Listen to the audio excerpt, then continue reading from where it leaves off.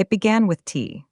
It began with the clinking of silver spoons against fine bone china, the heavy scent of honeysuckle hanging in the humid air, and the lazy drone of bees in a garden that looked too perfect to be real. It began with a woman sitting in a wicker chair, her voice loud enough to rattle the windows, and it ended, quite suddenly, with silence. A chair that was empty, a room that was untouched, and a village that whispered of a woman who had simply evaporated into the summer sky. But we know better, don't we? In St. Mary Mead, people don't just vanish, they are erased. Welcome back to Whisper Theory. Today, we are stepping into the deceptive tranquility of the English countryside. It is a place where the hedges are trimmed to razor sharpness, and the neighbors know exactly how much sugar you take in your tea, and exactly whose husband you were seen talking to after evening service. This is the story of the vanishing of Miss Cora Hastings. To understand why Cora disappeared, you first have to understand the afternoon she left behind. It was the sort of day that seemed plucked from a vintage postcard, vibrant and deceptively innocent. Sunlight gentled the manicured lawns of the vicarage. The garden was fragrant with early roses, their petals wide open to the heat. The tea table sagged slightly under the weight of scones, heavy seed cake, and cups that had seen 3 generations of service. The ladies of the village sat in a neat arc beneath the old elm tree, their chatter rising and falling like the distant buzz of insects. At the center of it all sat Miss Cora Hastings. She was the vicar's elder sister, a woman of resolute opinions and an unfortunate tendency to share every single one of them. She was large, loud, and impossible to ignore. She had only arrived 3 days prior, ostensibly for a restful visit while her flat in Tunbridge Wells was being repaired after a plumbing accident. But to the villagers, she felt less like a house guest and more like an occupation force. Of course, she was saying, refilling her own cup without waiting for the vicar's wife to offer, in my day, we didn't tolerate such goings-on in a respectable parish. She offered a crisp, judgmental nod to Miss Marple, who sat a little apart beneath a white parasol. Miss Marple was knitting a pair of navy socks for her great-nephew, her fingers moving with unhurried precision. She didn't reply to Cora's barb. She rarely did, at least not directly. Instead, she observed. Her blue eyes, usually so gentle, were sharp as needles, cataloging every glance and every stiffened shoulder. The vicar, Reverend Paul Denholm, stood beside the lilac bush, looking helplessly apologetic as his sister launched into yet another tirade. His wife, Mrs. Denholm, endured Cora's presence with a pained smile that hovered somewhere between Christian resignation and quiet despair. You could feel the tension in the air, thick enough to cut with a knife. As the sun began to dip behind the hedgerow, casting long, reaching shadows across the green, the party dispersed. The vicar's wife excused herself to prepare for evensong. Cora, it was assumed, returned to the guest bedroom for her habitual lie-down. That was her routine. But when the bell tolled 6 and the house fell quiet, save for the clink of saucers being washed in the kitchen, the silence upstairs became heavy. The vicar's wife knocked softly on the guest room door. "Cora," she called, "shall I bring up your evening tray?" There was no answer. She opened the door, expecting to see her sister-in-law asleep. Instead, she found a vacuum. The room was empty. The floral bedspread was smooth and untouched. The cup of water on the side table was still full. No suitcase disturbed the corner. No cardigan was flung over a chair. By 7 p.m., the vicar had checked the garden. By 8 p.m., the constable was cycling toward the village. And by 9 p.m., the impossible had happened. Cora Hastings was gone. The village believed she had simply wandered off, perhaps in a fit of pique. But Miss Marple sat in her parlor, staring into the gathering dark, and she knew that was a lie. People like Cora Hastings, women who demand to be heard, do not leave silently. Someone had made sure she couldn't speak. But who? Morning came to St. Mary Mead draped in mist. It was a thick, white fog that silvered the hedges and dampened the cobblestones, muffling the usual sounds of the waking village. A hush hung over the houses that wasn't altogether due to the weather. Doors opened more cautiously. Conversations began more slowly. Already, the matter of Miss Cora Hastings' disappearance had begun to ferment into something more than idle gossip. There was a discomfort in the air, a sense of unfinished business. At the vicarage, the atmosphere was suffocating. Reverend Denholm paced the drawing room with a nervous energy that was quite at odds with his usual mild manner. His wife sat in a stiff chair by the hearth, hands folded tightly in her lap as if she were holding herself together by sheer force of will. Constable Drew, young and fair and eager to do things properly, stood near the window, taking notes in a pocketbook that seemed far too small for the gravity of the situation. She wasn't a wanderer, the vicar insisted, pausing by the mantelpiece to look at a photograph of his sister. She wasn't given to impulsiveness. She was difficult, yes, but she was a creature of habit. Precisely, said Miss Marple gently. She had been sitting quietly near the bookcase, ostensibly studying the titles, but in truth, watching the movements of everyone in the room. She was certainly not the sort to just stroll off without telling anyone. Constable Drew cleared his throat, trying to assert some authority. And you're certain nothing is missing from her things? No luggage? Her handbag is still upstairs, said the vicar's wife, her voice thin. She always carried it when she left the house. It had her smelling salts, you see, and her spectacles. She never went without them. Miss Marple inclined her head. This was a crucial detail. A woman of Cora's generation and temperament would essentially be naked without her handbag. To leave it behind was to suggest she never intended to leave the room, let alone the house. And the bedroom window? Drew asked. Shut tight, said the vicar. It locks from the inside and the key was still in it. So, we have a locked room, a missing woman, and a house full of people who claim they saw nothing. Constable Drew looked up from his notes, grasping for a logical explanation. Begging your pardon, but we'll be organizing a search through the woods near the old quarry. She might have gone for a walk after all. Could have taken ill. Maybe confusion set in. She wouldn't have gone into the woods, murmured the vicar's wife. She disliked trees, said they dropped things on her. Miss Marple turned slightly toward the young constable, her voice polite but firm. She wasn't interested in the woods, she was interested in the timeline. And what time, may I ask, did Mr. Peebles deliver the quinces yesterday? Constable Drew blinked, confused by the shift in topic. Around 4 p.m., I believe. Why? Oh, nothing at all, she said mildly. Only I recall he left just before tea was taken indoors. It was nearing noon when word came from Mrs. Bartlett, a neighbor known for her keen eyesight and overgrown geraniums. She had seen something. She insisted it was Miss Cora leaving the vicarage garden by the east gate at dusk. The east gate led not toward the church or the high street, but to a narrow lane that wound behind the older part of the village, eventually disappearing into a thicket behind the abandoned gasworks. She looked in a bit of a hurry, Mrs. Bartlett said to the police. Head down, rushing, very unlike her, really. Miss Marple decided to walk the lane herself after luncheon. Her steps were unhurried. The gravel here was coarse, the kind that remembered shoes long after they had passed. She walked slowly, her eyes scanning the ground, the hedges, the dirt, and then she stopped. A single sycamore leaf lay curled near the gate, oddly pressed, as if someone had stood on it, but it wasn't the leaf that held her attention. Something tugged at her memory. A small thing, frayed and fleeting, but it pressed at the edges of her thoughts like a loose thread in a tightly woven jumper. The way Mrs. Bartlett had said it, no hat. Miss Cora always wore a hat. Not for modesty, but for superiority. A woman who relished her opinions did not relinquish her headwear easily. Miss Marple looked across the lane. There, tangled on a thorn of the hedge, fluttering in the breeze, was a scrap of lavender ribbon. It hadn't fallen off, it had been torn off. Cora hadn't walked away, she had been taken. By mid-afternoon, the ribbon had been retrieved.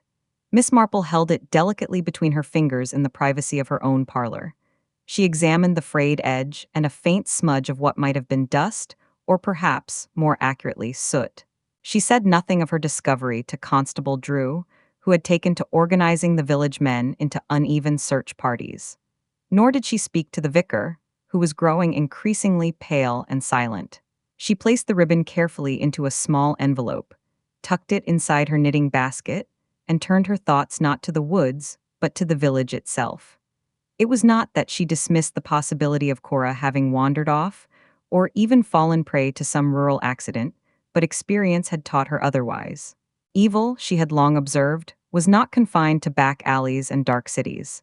It crept through lace curtains and well-tended gardens just as easily.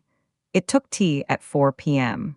And sometimes, it resided not in strangers, but in the people one passed every morning on the way to the baker's. Miss Marple needed to verify the timeline. If Cora had been dragged or coerced out of that gate, someone had to have seen the prelude to her departure. Her investigation led her to the local grocer, Jonas Peebles. Mr. Peebles was a man of routine, his arms brown and sinewy from decades of lifting crates and weighing apples. He was leaning against the side doorway of his shop, wiping his hands with a rag, when Miss Marple approached him. "Mr. Peebles," she called pleasantly. "A word if you don't mind." He looked up, surprised but cordial. "Certainly, Miss Marple. What can I do for you?" "I was just wondering," she said lightly. "When you delivered the quinces yesterday, did you happen to see anyone about the garden? Anyone other than the usual party?" Peebles scratched his chin, thinking back. "Well, I saw the vicar and his wife, of course, and you were sitting near the roses.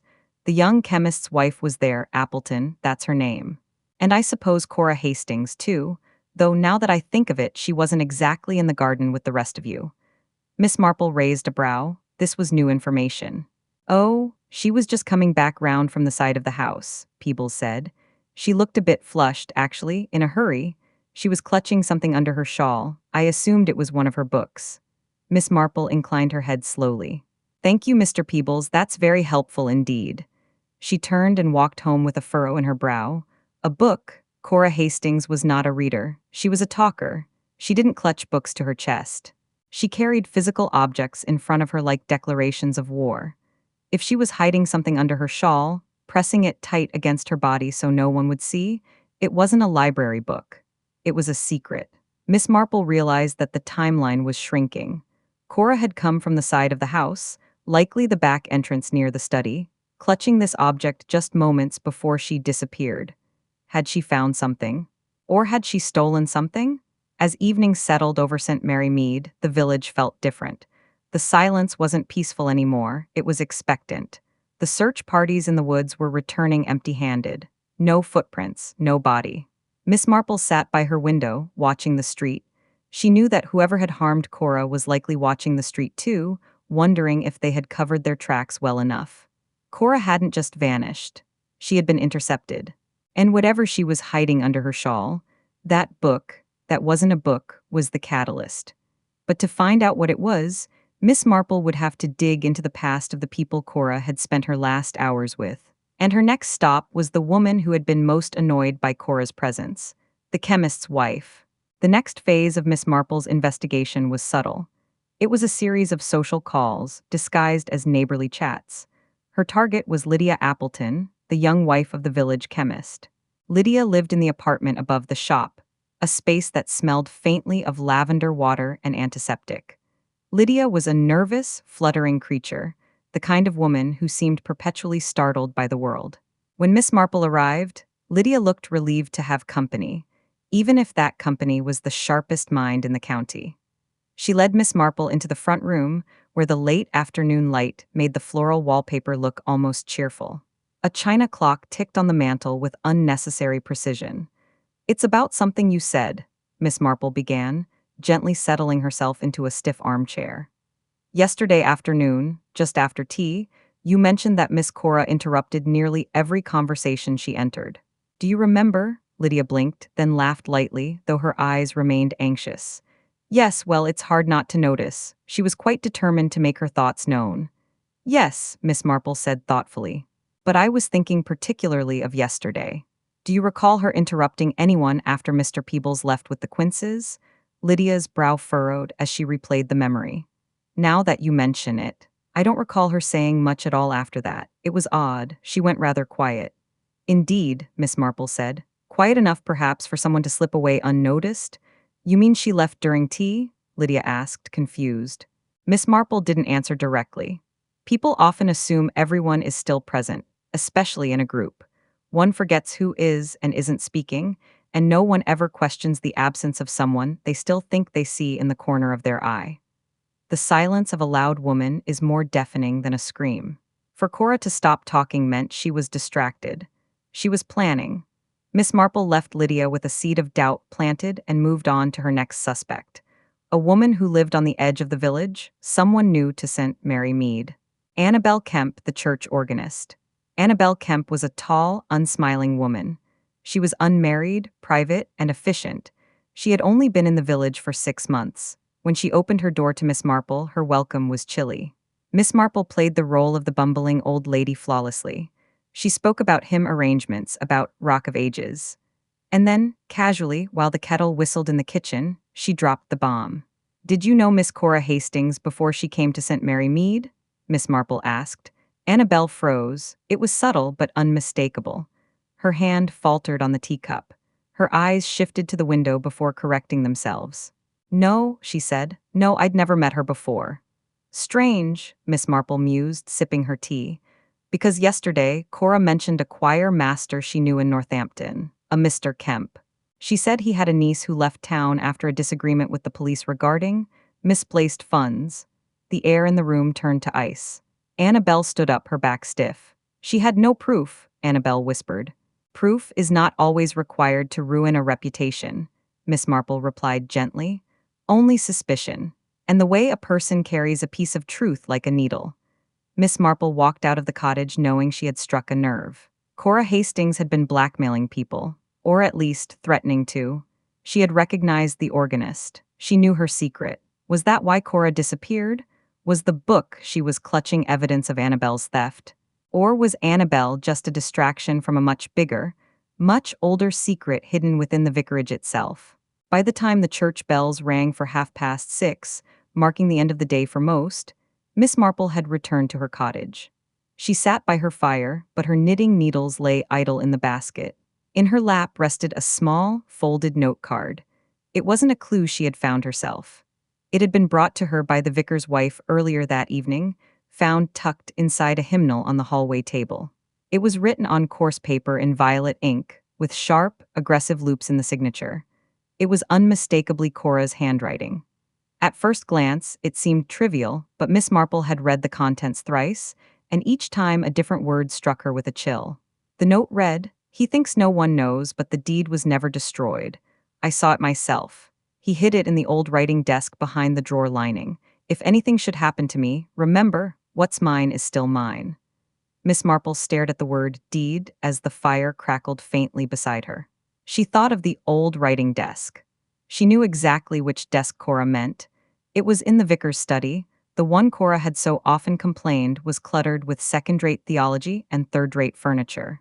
The same study where, on her second afternoon in the house, Cora had spent nearly an hour straightening up, much to the vicar's annoyance.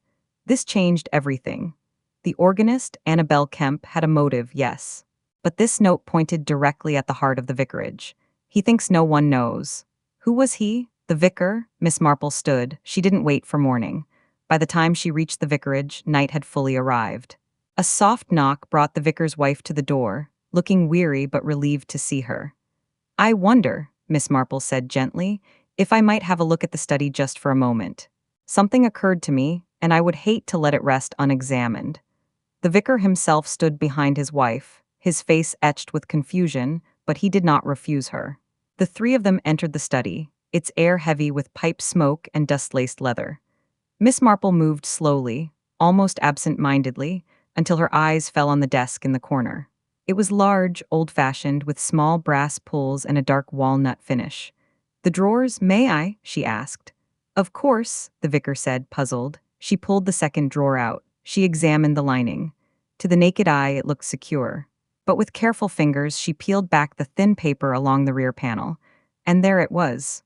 Folded, yellowed with age, but unmistakable. A document. She unfolded it slowly. It was a property deed. But the name on the top wasn't the vicar's. It was written in a man's tight hand, Cora Hastings. The location, Rose Hill Cottage, Leatherbridge Lane, and the signature at the bottom, Edward Denholm. The vicar turned pale. "That's my father's name," he whispered. Miss Marple handed him the paper. "It seems your sister had legal claim to a property your father signed over to her. But for some reason, she believed someone might try to pretend it no longer existed. She never mentioned this to me," the vicar whispered, staring at the paper. "She never said a word." "Perhaps," Miss Marple said gravely, "she meant to. Perhaps that is exactly what she was going to do yesterday afternoon when she was stopped." Cora hadn't just found a secret. She had found proof that she owned a piece of the family legacy that had been hidden from her. and someone in this house had been trying to keep it that way. But before the vicar could explain, a heavy knock echoed through the house. It wasn't a neighbor. It was the police, and they weren't coming to ask questions, they were coming to deliver news. The revelation of the deed hung in the air like smoke, choking the room with unasked questions. The vicar held the yellowed paper as if it were burning his fingers. But before any defense could be mounted, the front door opened. Constable Drew stood in the doorway. Rain flecked his coat, and his expression was grave. The boyish eagerness was gone, replaced by the hollow look of a man who has seen something he wishes he hadn't. "We found her," he said. Miss Marple's voice was steady. "Alive?" Drew shook his head. "She was in the brook near the back of the old gasworks, hidden under brambles. A local boy saw her shoe sticking out. I'm sorry. It appears she fell? Or, well, we'll have to see." No one spoke. The vicar sat down heavily in the nearest chair, the deed crumpling in his hand. Mrs. Denholm stood motionless, her face a mask of shock. "It looks like she fell," Drew continued, trying to fill the silence. "Slipped on the bank, hit her head. Maybe she got confused in the dark." Miss Marple stared into the shadows beyond the hall. She didn't say a word, but her mind was rejecting the accident theory instantly. The brook was shallow. Cora was a sturdy woman, not prone to stumbling.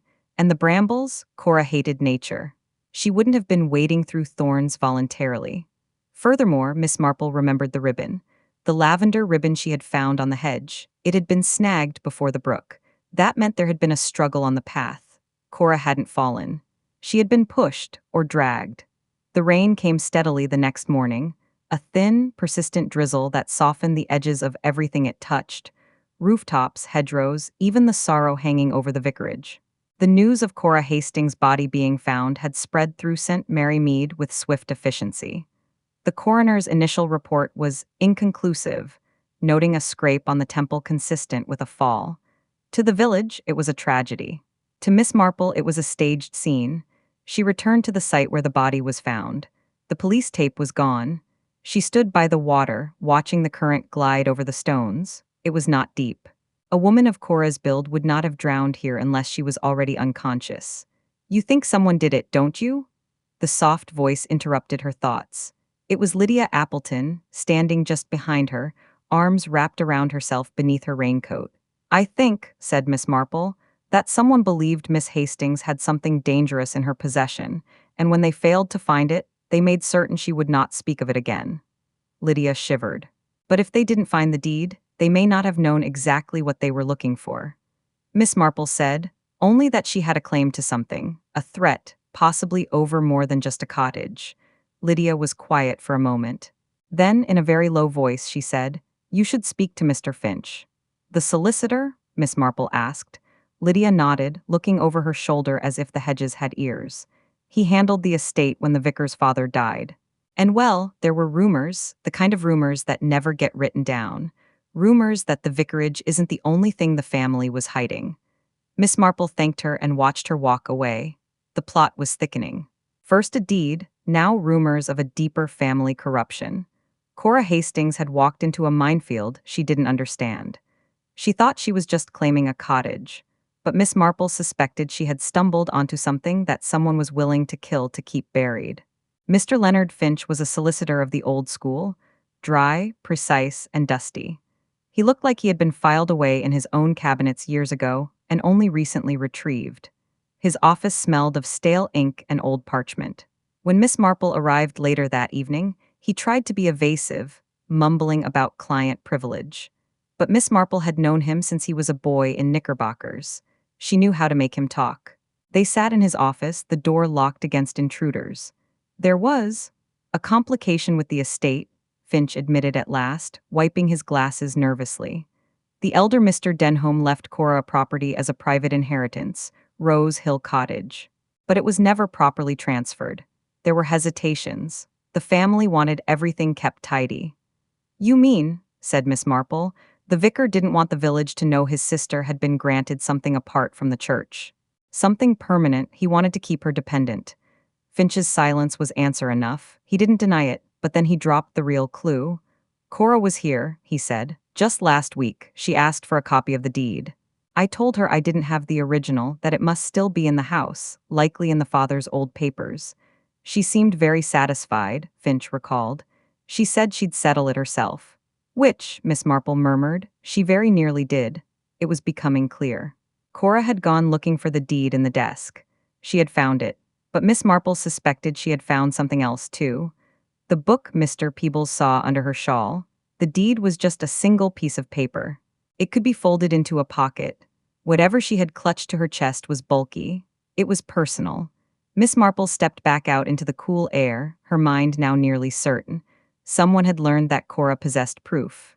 Proof that threatened property, reputation, or power. They hadn't been sure where the paper was, but they'd been sure where she was. And so they followed her down the path behind the hedge to silence her before she could speak a word. The next morning, Miss Marple returned to the vicarage with a cold certainty in her heart. She requested to see the vicar again. But this time, she didn't want to talk about property. She wanted to talk about the past. Reverend Denholm received her with a distracted expression. He had aged in the last few days, his shoulders hunched. "I hope you'll forgive me," Miss Marple said, setting her gloves gently on the table. "But there are one or two matters we must speak of plainly." "About Cora?" he asked weakly. "About your father," Miss Marple corrected, "and the other things he kept in that desk." The vicar looked up sharply. "I don't follow." "I ask," she continued, "because Cora left behind a note suggesting someone was hiding something still in this house.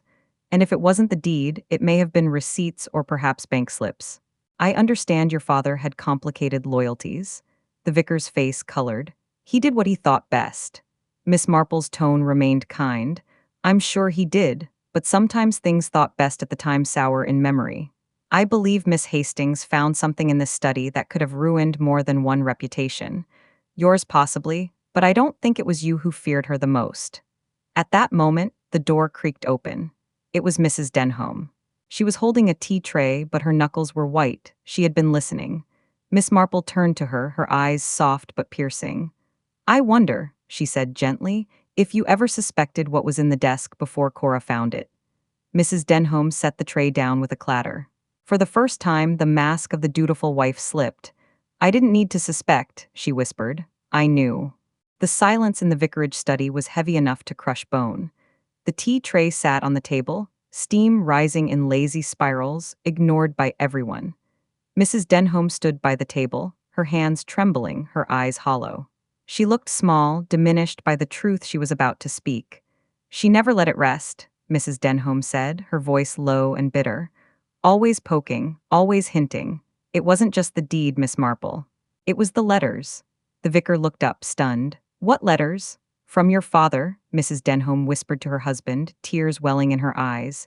"To a woman in Finchley, payments, promises. He had a second life, Paul. A life he paid for with church funds." The vicar gasped. The scandal would have been unimaginable. It would have destroyed his father's legacy, the reputation of the church, and by extension, his own standing in the parish. Everything they had built was resting on a foundation of stolen money and infidelity. "Cora found them," Mrs. Denholm continued. "She found the drawer behind the false back. Dozens of them. Things I thought had been destroyed years ago. I asked her to burn them, I begged her. She laughed at me," Mrs. Denholm said, her voice shaking with the memory. "She said they were her insurance. She said she'd make sure I knew my place in this house from now on." Miss Marple watched the woman carefully. She saw not a cold-blooded killer, but a desperate woman who had been pushed to the brink. "So," Miss Marple said gently, "you followed her."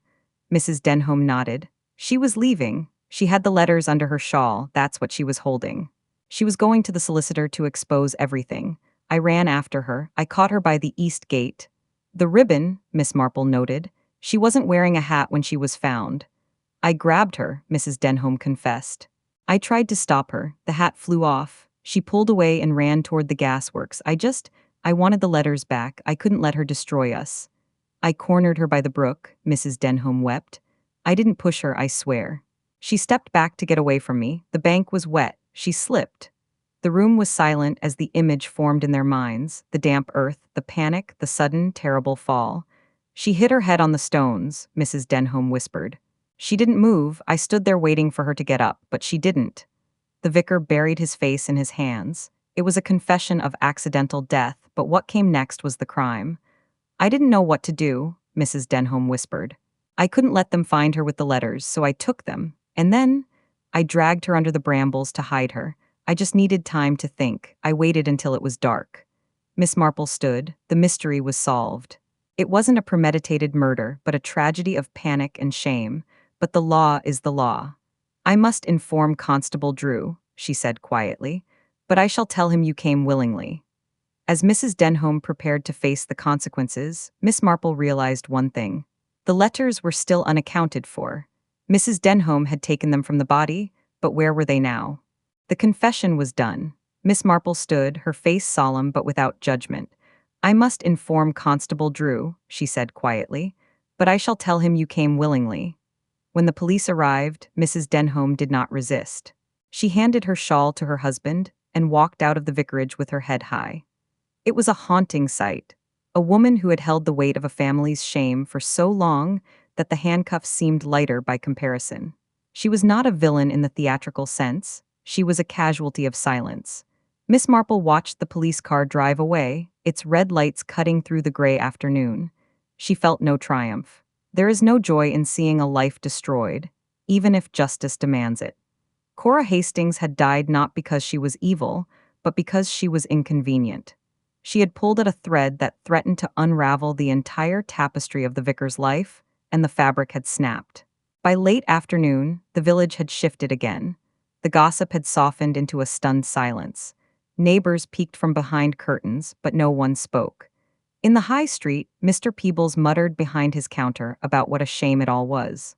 Miss Marple returned to her cottage with a heaviness she rarely allowed herself to carry. She made herself a cup of tea and sat by the window. Outside, the late light pooled on the rooftops like gold ink, warm and indifferent. Her knitting lay untouched in its basket. There came a soft knock at the door. It was Lydia Appleton, eyes wide, her voice just above a whisper. I heard, she said. Is it true then, about Mrs. Denholm? Miss Marple nodded gently. She has confessed. Lydia looked away. I didn't want it to be her. She always seemed so polite. Politeness, Miss Marple observed, pouring a second cup of tea, is very rarely the same thing as kindness. Mrs. Denholm was a desperate woman, Lydia. Desperation wears many masks. They sat for a while without speaking. The kettle whistled faintly again, but neither of them moved to rise. At last, Lydia stood, smoothing the sleeve of her coat. It's strange, isn't it, she said quietly, how everything looks exactly the same outside. The trees, the street, but it feels quieter. Yes, said Miss Marple, but the truth always leaves a silence behind it. Not loud, just quieter than before. After Lydia left, Miss Marple finally took up her knitting. Her fingers found the rhythm again, one stitch then another. Life, she had found, always resumed in small movements. Tea cooled. Socks grew longer. Secrets, once unearthed, returned to the soil in a different shape. The village would carry on. The vicar would preach quieter sermons. The bells would still ring on Sundays. But St. Mary Mead would remember. The case was closed. But there was one loose end. The letters. Mrs. Denholm had confessed to taking them from Cora's body to protect her husband's reputation. But where were they now? Had she destroyed them? Or were they still out there, waiting to be found? And what about the final piece of evidence Miss Marple had found in the dirt? Something she hadn't shown the police. 2 weeks later, the autumn wind began to turn sharp, blowing crisp leaves across the churchyard and curling around the chimneys of St. Mary Mead. The dahlias had withered, and the village, wrapped in scarves and Sunday silences, had folded the story of Cora Hastings into the closed pages of local memory. But not for Miss Marple. She received a letter from the authorities. Mrs. Denholm would not face a murder trial. Due to her fragile mental state and the circumstances of the accidental fall, she was placed in care. It was a mercy, and Miss Marple agreed with it. Justice had been served, even if the gavel hadn't banged. There was a knock at the door. She opened it to find Reverend Denholm standing there, hat in hand. He looked drawn and tired, but steadier than he had been in weeks. "May I come in?" he asked. "Of course," Miss Marple said gently. He sat down, glancing around her cozy parlor with the look of a man who had not seen warmth in some time. "I wanted to thank you," he said quietly, "for what you did and how you did it." "It was a terrible thing," Miss Marple said, "but truth, when left to fester, becomes poison. It is better out in the open." He nodded. "I'm leaving the parish next month. I've written to the bishop. I'll be staying with my sister in Dorset for a while. I don't know if I'll preach again.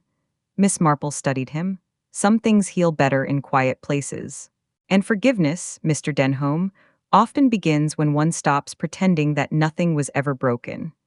I suppose that was Cora's point all along, he said with a sad smile. In her way, she always did insist on being heard. After he left, Miss Marple bundled herself in her sensible overcoat and gloves and made her way down the narrow path toward the cemetery at the edge of the village. The sky was pearl gray and low. At the far end of the yard, beyond the mossy stones, lay a modest grave, freshly turned.